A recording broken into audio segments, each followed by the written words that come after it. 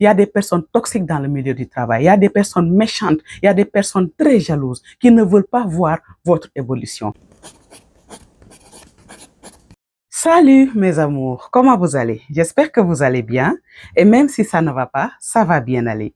Bienvenue sur votre chaîne YouTube Ramatox. Ma passion, c'est de sensibiliser, de partager tout ce qui peut nous aider à avoir une bonne évolution dans la société et de tous les aspects qui peuvent nous aider à être la meilleure version de nous-mêmes. Merci à tous mes abonnés. Merci pour votre soutien pour votre chaîne YouTube Ramatox et bienvenue aux nouveaux abonnés. C'est toujours un plaisir de partager avec vous. Il faut savoir que dans le milieu de travail, tout le monde ne vous aime pas. Tous vos collègues ne sont pas vos amis. Tous vos collègues ne vous souhaitent pas votre évolution. Aujourd'hui, on va parler de cela parce qu'il y a un de mes abonnés qui m'a contacté. Je te fais un gros coucou.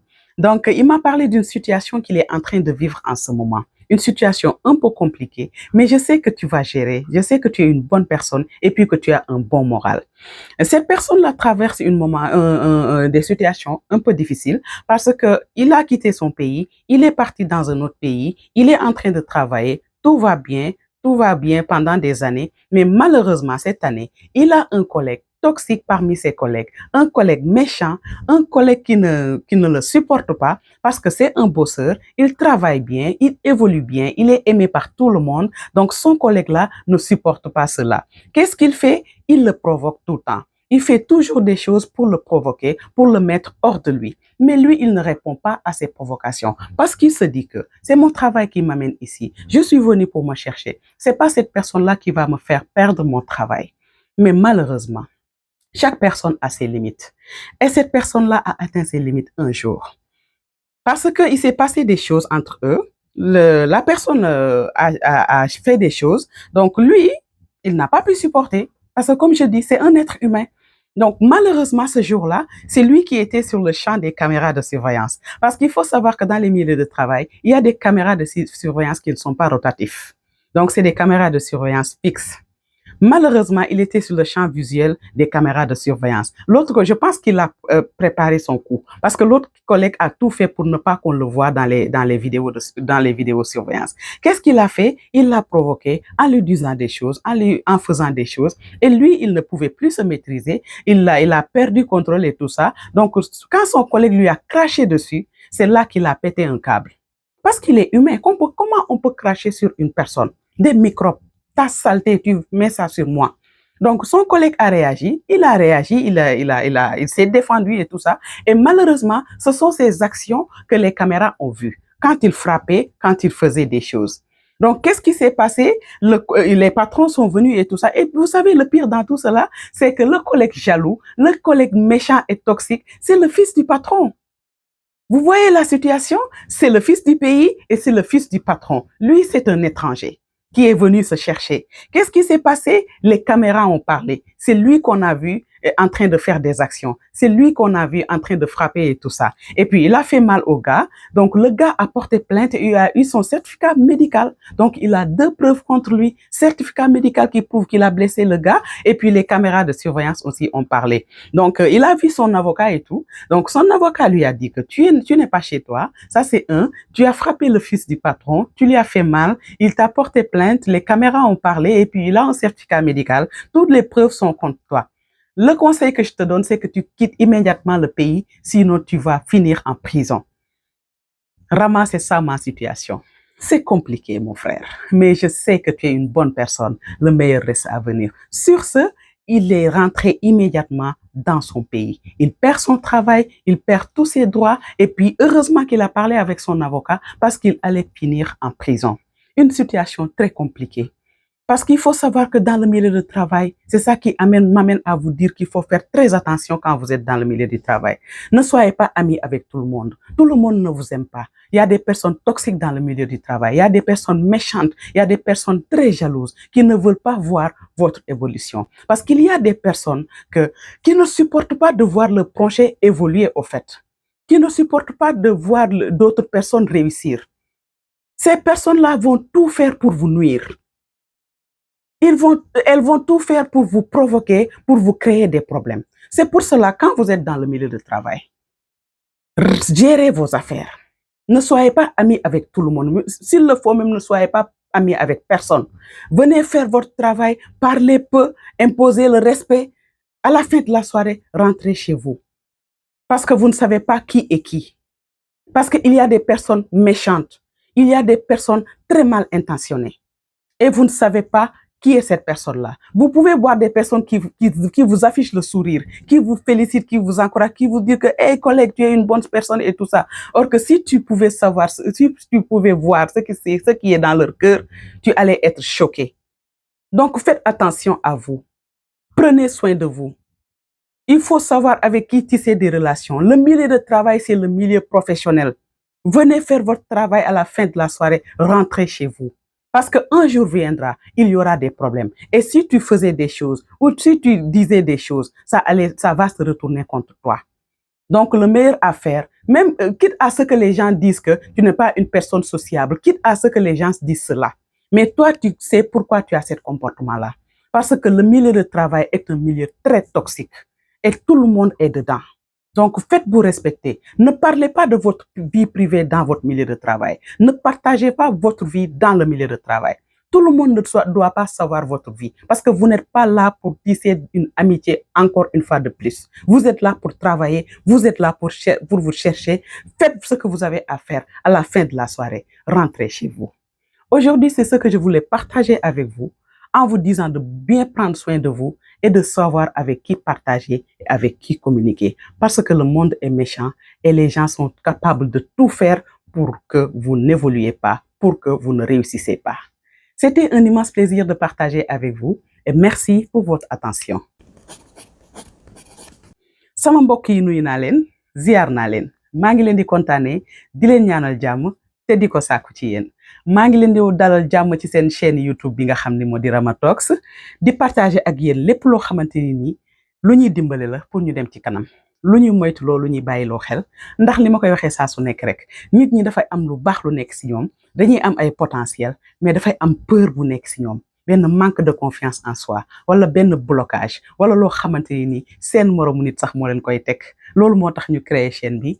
hormis chaîne bi tamit ñu ciy accompagner ay nit ñu ne nag dañu taxawal chaîne bi tamit ndax am na ñoo xamante ni dinañ ci bénéficier wu ma leen di kontaane nag bu baax a baax ci seeni abonnement di leen dalal jàmm sama nouveau abonné yi tey nag dama ne woon dinaa waxtaan ak yéen ci milieu du travail parce que dama ci am expérience boo xamante ni sama benn abonné bu may seetaan maa ngi lay nuyu di la def coucou di la wax ni gaynde ga di la wax ni dafay baax lii la yàlla dencal moo ëpp li nga xamante ni moo di ñëw parce que nag kenn yorul wërsëgu kenn donc mu partagé ak man histoire am bitim réew la dem sénégalais la mu jóge réewam dem bitim réew di liggéey daan dooleem am jom lool di liggéey yàgg fa mu am nag benn entreprise bu muy liggéey mu am fa collègue de travail ci biiri collègue am koo xamante ni nii ku ko bañ la koo xamante ni daal ku ko teg bët la ku ko soxore la parce que moom jàmbaar la liggéeykat la dafa xam li ko tax a jóg léegi nag collègue am boobu noonu loolu mënu ko supporter parce que dafa am ñi ñoo xamante ni dañoo neex a bëgg fu ñu dem dañ leen di bëgg fu ñu dem dañ leen di sopp mi ngi noonu léegi nag moom yàlla def mu nekk nit ku mel noonu léegi nag collègue am bi nag mënul supporter loolu soxoree ko iñaane ko à chaque fois nag dafay def ay yëf di ko provoquer di ko indil ay problème di ko indil ay yëf yu sew moom à chaque fois day fënatal ndax danaan man sama liggéey moo fi indi kii duma ko tal dugg na fi génn fi waaye nag nit koo gis am na ay limite te doo déggee duma la topp boobu fa ma jëm ak yow dafa sorewul quitte à ce que nag ma ñàkk sama liggéey ndax nit dignitéem ak ngorom rek la am loolu boo ko naree piétiner mu gis boppam jàkkaarloog yow wax ak yow léegi ci loolu nit ki un jour mu provoqué ko maanaam ñu coow wax malheureusement nag moom moo nekkoon ci champ visuel lu caméra de surveillance yi parce que il faut savoir que ci milieu de travail am na côté yoo xam ne caméra yi du fa daw bu dee du caméra rotatif du fa daw mais bu dee caméra yoo xamante ne benn champ visuel la am action yooyu rek lay jël malheureusement moom moo nekkoon ci côté boobu xam naa ne waa ji dafa préparé kuwam parce que moom def na de telle sorte que caméra yi gisuñu ko te moom nag doomu patron bi la waa ji ko provoqué ki ko bañ noonu soxore ko doomu patron bi la léegi nag waa ji provoqué ko indil ko ay wax ak yooyu noonu mu réagi na ndax nit kese la mi ngi noonu léegi nag doomu patron bi tufli ko ci kanam salte boobu nu ko nit mëne say microbe sa feebar kenn xamul foo jóge nga tufli ma waa ji nag góor yàlla la réagir léegi nag malheureusement ñu coow xeex yëf ay yëf am mu dóor ko mais moom fexe na ba caméra yi gisu ko kon kuwam da koo préparé woon parce que pare na rek pour kii daal na fi jóg waaw nu mu ko jaral na ko kon li naan paako noonu du xuur noonu du teg paakaam mukk bu jéem da koy mettre à côté di ko daasaan bis buy am occasion di la rendi bis buy am occasion di la rendi te kooku jour boobu occasion boobu ratewu ko noonu nee na ma ci lañ ñëw nag woo patron yeeg yooyu noonu ñu ñëw laajte lu xew ñu expliquer tout ça ñu dem nañ xool caméra yi malheureusement bi ñu gisee caméra yi lu ñu gis moom muy dóor moom muy réagir moom muy def ay yëf malheureusement donc preuve yi contre moom la mënul wax dara ba ñu gëm ko ñaareel bi waa ji am na ay coups yoo xamante ni daf koo gaañ xam nga rek sénégalais yi dañoo loolu xam naa ni mu dóor ko mu gaañ ko li xew mooy mu dem ut certificat médical donc ñaari preuve contre moom gaañ na waa ji am na certificat médical ba pare nag waa ji caméra de surveillance yi moom la ñu gis ni moom moo def ay acte ci kaw loolu nag problème taxaw na waa ji dem porter plainte nag ndax moom du doomu dëkk bi doomu patron bi la dóor ba pare caméra yi moom la ñu waxal ba pare waa ji am na certificat médical mu nekk situation bu compliqué ci kawam mu ne ma Rama noonu laa owee sama avocat bi ma ko owee nag sama avocat conseillé ma ne ma génnal dëkk bi ci nu mu gaaw-gaaw ndax boo génnul kaso ngay dee dañ lay yóbbu kaso de ndax dëkkoo si dëkk bi doomu patron bi nga laal caméra yi yow la gis te dafa am certificat médical donc preuve yëpp dafa nekk contre yow jëlal say bagage léegi nga génn dëkk bi balaa jour procès bi nga manqué absent man mi sa avocat nekk fi dinaa la représenté ba lu ñu am ñu jël noonu la nee na ma Rama nii laa takkee samay bagage ñibbi Sénégal nga xam ne damaa fu dëkk boobu moom du ma fa duggati ilaa yow mi diini abadan damaa na reprendre sama vie à zéro mu nekk lu métti mu nekk lu compliqué mu nekk situation boo xamante ne ni doomu aadama moo ko teg moroomu doomu aadamaam kon nag mbokk yi lii pour lan ma indi ko tey jii parce que nag jox na ma permission pour ma waxtaanee ko pour lan ma indi ko tey pour di leen sensibiliser comme ni ma koy defee saa su nekk bàyyi leen xel ci seen bopp wattu leen seen bopp moytu du ragal du ñàkk fayda waaye dafa fekk ni dafa am ñoo xamante ni nii dangay pare nekk ci yoon ñu xam ne ñoom mënuñu laa dab luñ lay dabee làmmeñ wala wax ju ñaaw wala di la fexeel pour nga yàqule kon nag yow boo xamee loolu dangay xam fi ngay teg sa tàmp xam ni ngay moytoo xam ki ngay àndal surtout milieu de travail ñëpp bugguñu la collègues yi ñoo gën a soxor koy gis fii léeg-léeg da ngay liggéey ci place nga gis ñu lay apprécier di lay wax lu rafet ak yooyu bis boo wanee ginnaaw ñu wax la loo xamante ni buñ la ne woon diw wax na lii doo ko gëm te nu ñu mën a def pour yàqal la dinañu la yàqal nu ñu mën a def pour indil la ay problème dinañ la indil ay problème parce que am na ñoo xam ne bëgguñu gis seen morom évoluer bëgguñu gis seen morom avancer bëgguñu gis seen morom ab lu baax suñu sañoon ñoom rek la ñuy wax suñu sañoon ñoom rek la ñuy tagg te dañuy nekk ci entreprise bi nag ñëpp la ñuy waxal ñëpp la ñuy defal lu ñaaw gis nga façon nit yu mel noonu moytu leen bu ngeen nekkee ci entreprise yi su ngeen mënee sax bañ a bari wax ngeen def ko ba yeboo ñu ne amuloo itte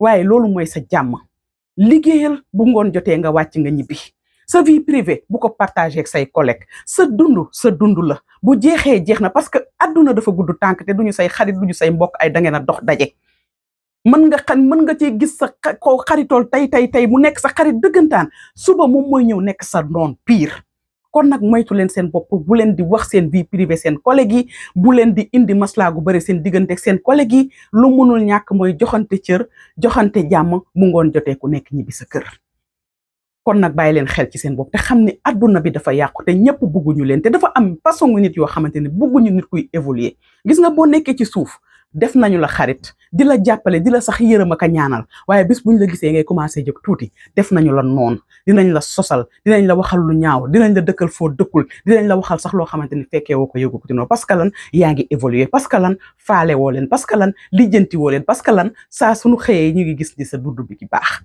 façon yooyu nit yooyu nag da nga leen di xàmmee leen ràññee leen tey dox sa dox te noo leen mën a moytoo nga moytu leen ndax nag barigo bu def dara la ak barigo bu deful dara du benn kon nag bàyyi leen ci xel tey lii laa waxoon dinaa ko partager ak yéen di leen defal ñamali nag ñamale bi nag li may wax saa su nekk rek sëy yi mënuñ cee ñàkk a wax jéeg jéem a yóbbante peccorgo yi yéen laay waxal tey tabaski baa ngi nii di ñëw yàlla nañu ko fekkee bu ñu ko fekkee yàlla nañu ko tal ñu ci bari dañuy tëj seeni kër dem seeni kër goro dem kër gu mag wala sax kër gi ñëpp fa la ñuy nekk kenn demul fenn kenn liwul bu leen nangu kenn di leen jaxase bu leen nangu benn njëkke di dugg seen diggante yaa fi def lii wala yaa lii di tagg kii di bàyyi kii bu leen ko nangu yéen ñëpp benn ngeen seeni jëkkër ñoo bokk baay wala ñoo bokk ndey ak baay kenn gënul kenn wërsëg yemul ku nekk la nga am na la doyloo xam nga lu am solo fekkee ak tal ak mbégte bul nangu kenn ku la frustré parce que nag yàlla mi la may wér gu yaram ak jàmm ba nga fekkee yàlla teral na la ba pare bul nangu kenn ku la frustré bul nangu kenn ku la jaxase ak kenn